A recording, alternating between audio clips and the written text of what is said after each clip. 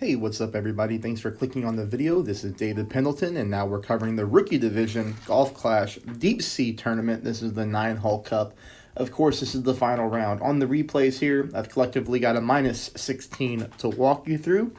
So let's go ahead and get this party started. If you're not a subscriber, please become one. That would be awesome. And secondly, if you like the content, please just give me a thumbs up before you leave. And let's go to hole number one. Hole number one plays extremely consistent. I accidentally qualified 3 rookie accounts to the final round. I was able to drop this hole on all 3 accounts. We're going to go ahead and start off and go with 4.5 bars of top spin combined with 1 bar of top spin to the left. We put our yellow ring up on the rough line and we pull it 10% at max, and we take a normal shot with no overpower. Here you do see that we hit perfect, and we're able to get the ball from fairway to fairway, and we roll up very nicely for shot number 2. Shot number 2, I played 20% at minimum distance with the Goliath. Now, even though we're not at minimum, that is just how this shot is playing. We're going to go with half a bar of side spin to the right, combined with enough top spin to get your ball guideline through the hole, just like this. And make sure you move your target around till you have a nice consistent landing zone. It's going to be almost entirely your yellow ring inside the rough. You can see I have just a little bitty piece of my yellow ring right there on the fairway. Again, we are pulling at minimum distance, even though we're not at minimum distance. And I was 3 for 3 on this shot here with all of my accounts when it counted. So there we go. That'll take us to hole number 2. This is unbelievable on hole number 2 that I also went 3 for 3 on my accounts when it counted here. So I was minus 4 through 2 holes on every single account. So what we're going to do on this one is we're going to play this one just like this. 3.5 back, 1 left. 3.5 back, 1 left. This is the target that I'm looking for as far as my landing spot. I'm going to show you here. Okay. So take a note at the green square, right in front of the pin, kind of aiming. You'll just have to do your best to see, where I'm aiming at here, but it's going to be in this zone.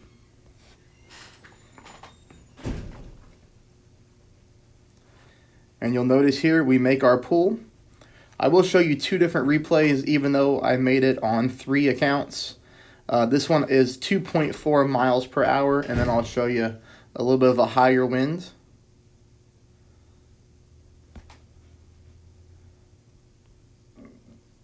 This is going to be 4.2. So we went from almost bottom of the scale on wind to almost high end on the scale of wind. But you can see I'm using the exact same spin adjustments. I'm trying to find that exact same landing zone,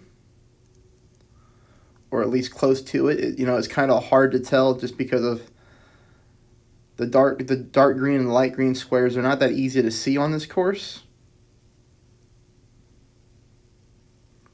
But you'll see here that in 2.4 and 4.2 miles per hour, I was able to sneak this ball in the hole for a hole-in-one. My other account got 2.6 mile per hour wind, so it wasn't worth showing that one. But there we go. Hole number 3. So we don't need to pull elevation here, as we're basically getting direct headwind. So you're going to notice that I am going with quarterback, and I've got max top spin on here. Now I'm backing up a little bit just because I was afraid to roll into the rough. But what we're going to see is, I don't even have to back it up, because whenever I pull my rings here, I'm going back to max distance anyways. So really we can just apply the spin, pick a spot on the fairway, and just shoot.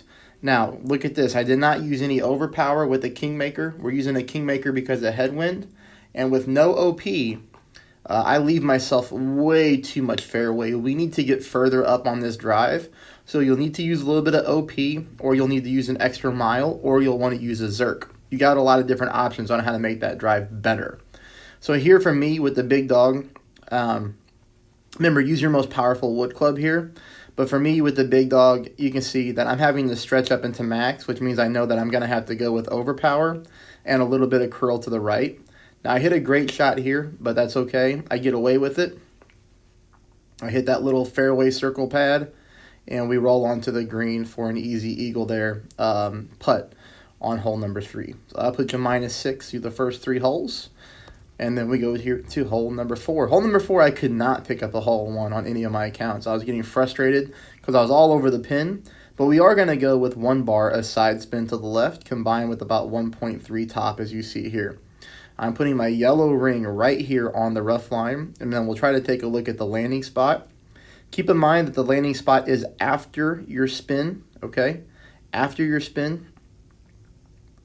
You'll notice here that my second bounce is on the fringe, and you can kind of notice the end of my ball guide line is in the bottom left-hand corner of that light green square, just above the dark green square. That's about as good as we can reference this hole. Here, I do make my wind adjustment, as you saw on the graphic.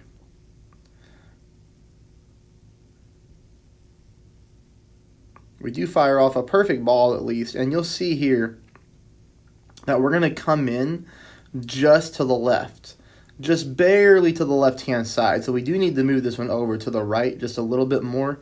The speed is really good. We love that. We just got to move our landing spot. That'll take us here to hole number 5, in which we can go for green. This is the best hole. This is the best wind angle for this hole to go to green. 6 top, 2 left. If you're playing with an extra mile 9, do not go more than 6 top, as you'll probably roll too far into the rough. Now this is the same thing that I said in the qualifying round. Here you need to see how much overpower you're going into. So after my spins are set, I'm pushing my club up into max until my second bounce is on that fairway, just like that. You see how my second bounce is showing on that little fairway pad? All right, now take a look at my red ring. Notice how it has a dark line going through it. That's about, 1.5, well, more than that. That's about 1.7 rings into overpower. So what I need to do here, there we go, there's a better look at it. Okay.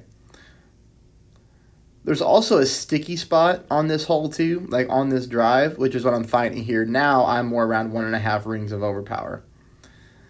I make my adjustment 10% at max, and then I flip around and I push back up what I was into overpower on.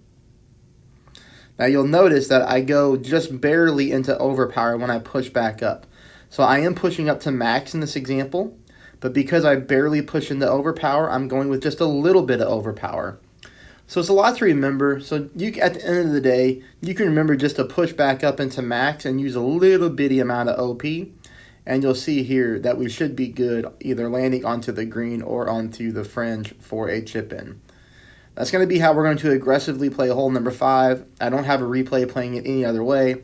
Obviously, if you're not able to pull off that shot or you're not confident going over the water, because if you do hit a bad great left, you could go swimming. With this type of wind, you could just take your berserker and you could try to go over that sand trap right there. You could go overpower, try to go over the sand trap, and then roll onto the top fairway. That would be another way to play it. I actually think that I showed that shot in my refresher of this tournament before the tournament started. You might hop over to that video and look at that as well. Hole number 6, 10% at max. Using a Kingmaker here simply because of the headwind. You don't have to use a Kingmaker. You could easily use yourself a Katana. You could easily use a Titan as well. That would be no problem. On this one, we're going to go 6 top, 1 bar, a side spin to the left. You can see I put my red ring here on the rough line, setting up at the +9 because I know that when I pull my rings, I'm going to pull accurately without going into overpower, which to me is important. The less I have to use overpower on drives, the better. You can see here at the perfect ball, we have no problem going between the 2 fairway lines. And that'll leave us here for shot number 2. Shot number 2, I'm playing 10% at max. So this is like 3.3 miles an hour. I think I pull it like 3.7. And you're going to notice the offset here is looking really good. There's where I'm offsetting. Now, I need you to move this over a little bit more to the right when you go to play. And look at the spin. 3 left, 6 back. 3 left, 6 back with an offset, but we need a heavier offset here, okay? I don't want to change the left side spin just because we know how the ball reacts here with 3 left. If I was trying to rework this hole, then I would probably change it to 2 left side spin. But, for a 9-hole cup, I'm not going to burn a bunch of tokens or time. But you can see here, We're very, very close with the 3 bars of left side spin. I would play that exactly the same way that I did, but just offset it more to the right. That'll take us to hole number 7. Hole number 7, we're going to play 30% at max. This one I did not get in the hole either, which was very frustrating, but you're going to see here we do have a good shot. 1 bar of side spin to the right combined with about 0.8 bars of backspin. After I set my spins, I'm trying to find the landing spot. Yellow ring on the rough. This gives you a really good look of where I'm aiming. It's a little bit easier to see the dark green and light green squares here.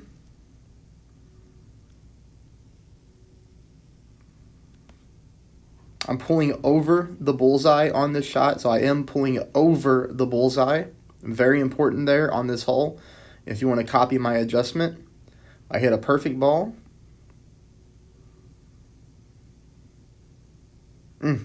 Very close. You know, we get right there to the left edge of the cup, so we just need to move our landing spot over to the right a little bit more. This one's a tough hole-in-one for me, but it's very, very close. The speed is good if you just work your landing position a little bit. If you're in contention to win the tournament, this is only a navigator ball, you might want to take a couple practice tokens to that hole and just make those small adjustments and see if you can get it to stick into the hole. Hole number 8. Great chance for the eagle here. I'm using a navigator. If you wanted to make this shot easier for shot number 2, you could use a katana, okay, for the power.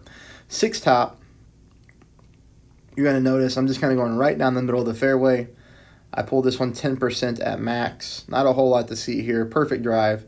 Like I said, if you use a katana with your 6 top, or if you have an extra mile that has, you know, less than 6 top, you might want to go ahead and go with that katana ball anyways. But if you get a little bit more distance on the drive here, shot number 2 does become a little bit easier. You're going to see here shot number 2 for me is 10% at mid.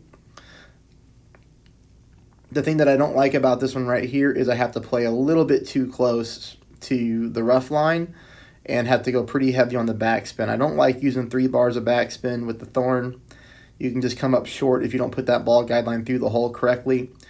You can see here that on this angle, it looks like I'm aiming to the right, so I do fix that. There we go. I aim center, and then I make my pull. Then I hit a perfect ball, and this ball goes into the hole.